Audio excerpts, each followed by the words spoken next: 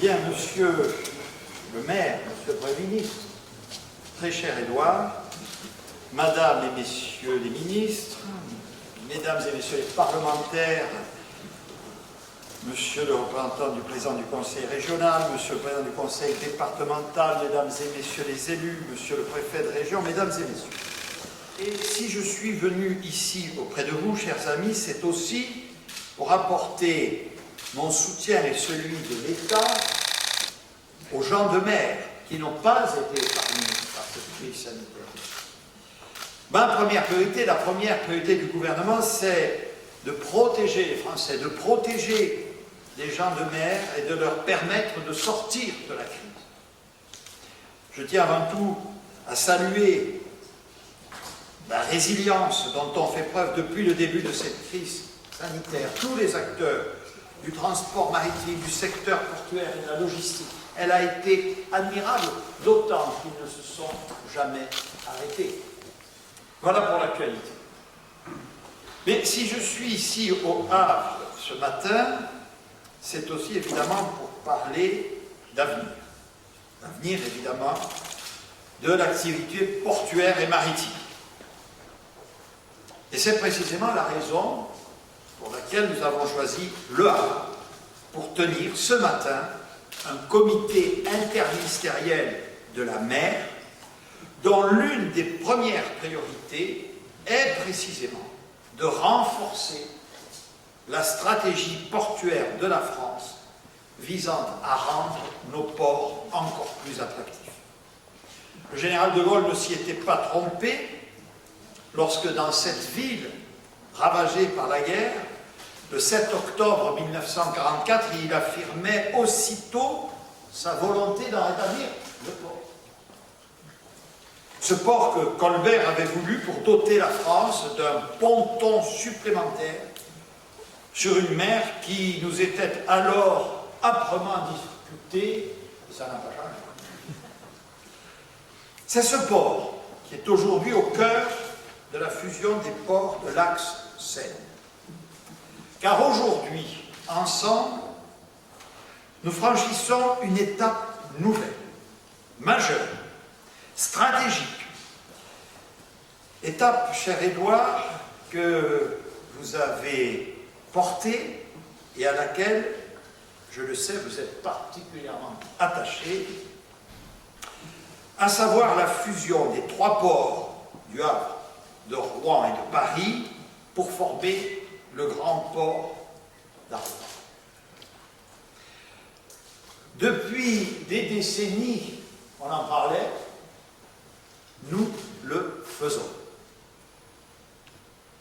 Cette décision, vous le savez, prendra effet le 1er juin de cette année et dans le conseil de surveillance vont siéger les trois métropoles du Havre,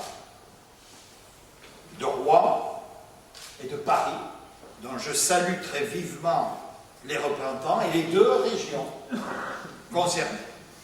Le siège de l'établissement sera localisé au Havre, et je soutiendrai, pour la présidence de ce conseil de surveillance, la candidature de M. Daniel Avis, qui a œuvré avec succès au développement de la Matmut depuis sa maison mère de Rouen, là encore, tout un symbole de cette unité, de ce sens de responsabilité des élus et des acteurs de terrain que je veux saluer devant vous.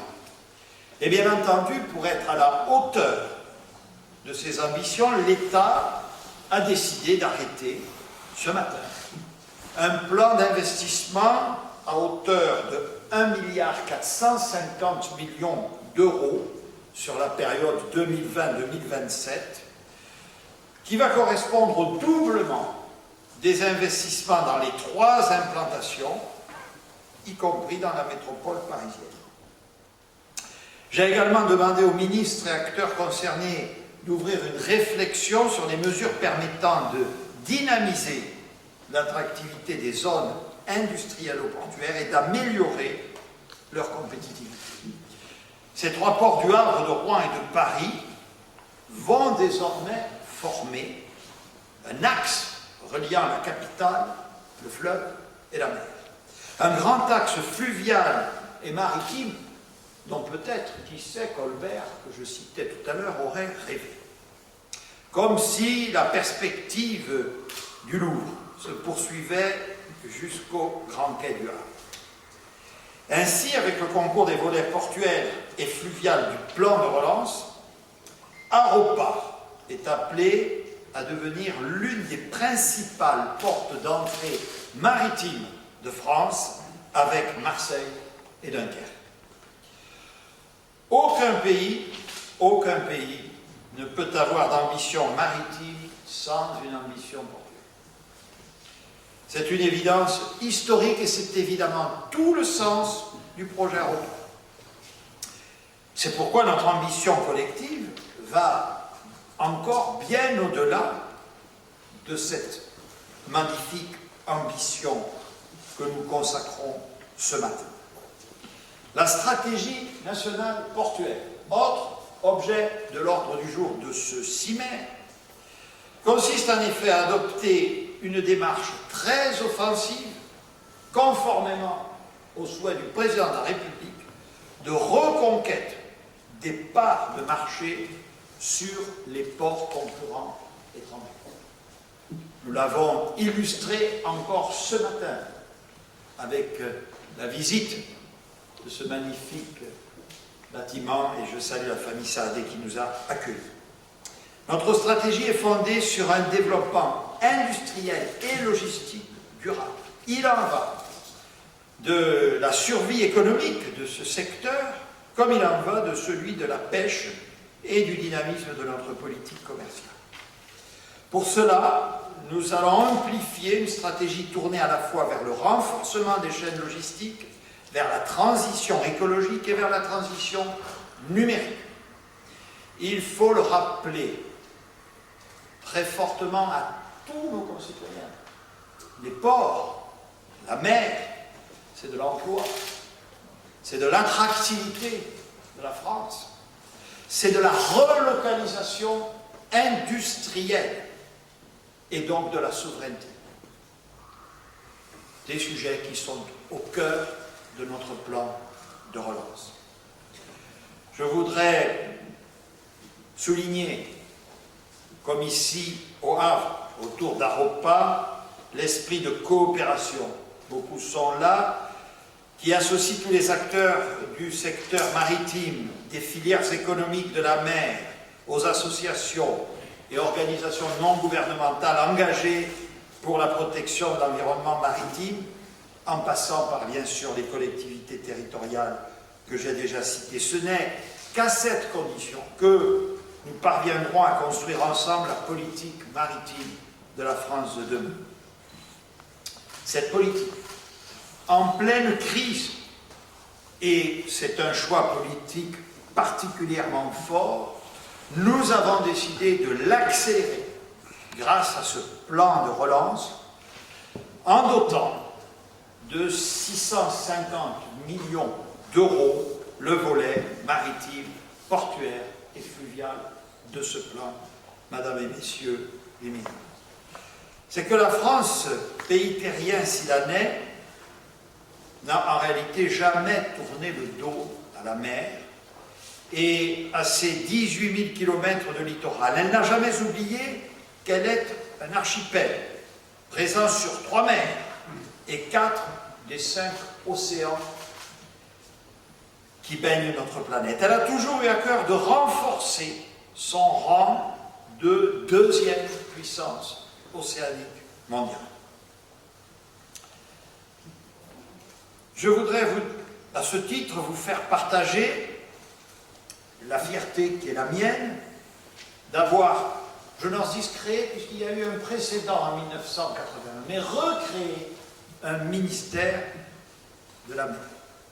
Un ministère de la mer de plein exercice pour que cette priorité, Madame la Ministre, soit portée, soit incarnée. Et c'est le cas. Pour la France, qui est à la fois un Finistère continental et, je le disais, un archipel par sa diversité territoriale, la mer occupe une place stratégique, dans la mesure où elle nous relie au monde entier et dans la mesure où elle constitue une part importante de notre économie. Le président de la République l'a rappelé à plusieurs reprises, notamment lors de son discours aux assises de l'économie et de la mer, l'océan est de surcroît un bien commun de l'humanité à préserver. Et là encore, la France doit être à l'avant-garde. Car les perspectives sont multiples. Protection du littoral côtier, organisation des voies maritimes, activités sportives et culturelles, activités touristiques, agroéconomie, urbanisme. Et enfin, je le disais, l'essentiel, question environnementale. Cette ambition maritime, nous la porterons le plus loin possible, notamment dans l'exploration et l'exploitation des ressources minérales des grands fonds marins. Autre décision de ce jour. Cette exploration doit permettre non seulement d'augmenter notre connaissance des écosystèmes naturels et des ressources minérales sous-marines, en mobilisant la communauté scientifique nationale et internationale, mais aussi d'amplifier les efforts de protection des fonds marins et de mieux les valoriser. Cette stratégie maritime française, je le répète là encore, doit être globale et partenariale. Elle doit s'élaborer avec des collectivités d'outre-mer comme avec nos partenaires européens et internationaux. Cependant, face aux enjeux d'aujourd'hui, une stratégie maritime nationale et globale ne peut plus se construire sur la seule exploitation de la mer et de ses fonds. Longtemps considérée comme inépuisable, la mer et les océans montrent, nous le savons bien, des signes d'essoufflement. Et vous me permettez à ce propos de saluer la mémoire de Georges Perdoux, qui nous a quittés récemment, lui qui, bien avant la prise de conscience environnementale, alertait le public français et au-delà sur les risques d'une surexploitation de la mer. C'est tout le sens de cette stratégie d'exploration des fonds marins que nous avons adoptée ce matin. Il ne s'agit plus d'exploiter seulement les ressources existantes, mais bien de créer de nouvelles ressources, de nouvelles énergies tirées de la mer dans le cadre d'une protection renforcée. Ce sera le cas avec, et c'est le dernier point que je souhaite évoquer devant vous, le déploiement des énergies marines renouvelables. Ainsi, la tout récente loi d'accélération et de simplification de l'action publique, promulguée le 7 décembre dernier, prévoit plusieurs mesures permettant d'accélérer le développement français de l'éolien en mer. Et donc je suis, comprenez-le, particulièrement fier de vous annoncer ma décision de lancer officiellement le projet de parc éolien au large d'Oléron, portant sur une zone de 300 km². C'est un projet d'une ampleur considérable. La Commission nationale du débat public en sera saisie sans délai. Non seulement, vous en êtes toutes et tous convaincus, l'éolien en mer est un facteur important de la diversification de notre mix énergétique pour baisser ce qui est notre objectif à 50% la part du nucléaire en 2035, mais c'est aussi un facteur majeur de création d'emplois. Et on est bien placé ici au Havre pour le savoir, puisqu'une grande usine de pales d'éoliennes, dont M. le maire m'a montré les premières constructions, alimentera les principaux parcs français. Ce ne sont pas moins de 750 nouveaux emplois qui devraient être créés dans l'agglomération. Le déploiement de l'éolien est exemplaire de la dynamique de relance que nous voulons pour la France. La création d'emplois et le développement de nouvelles compétences vont ainsi concourir à la transition écologique et à la souveraineté de notre pays dans des technologies nouvelles. Une fois encore, nous le voyons, le développement durable concourt efficacement au développement économique des territoires et notamment, je le dis ici au Havre, de nos territoires littoraux. Ainsi, mesdames et messieurs, cher Édouard, la France cherche par une seule et même politique à concilier aménagement du territoire, relance économique, transition écologique et politique de l'emploi. Les décisions qui ont été prises ce matin doivent permettre de construire l'avenir de la mer, car les Havrais savent plus que d'autres encore qu'au milieu des plus grandes tempêtes, l'essentiel de fixer un cap et de parvenir à le garder.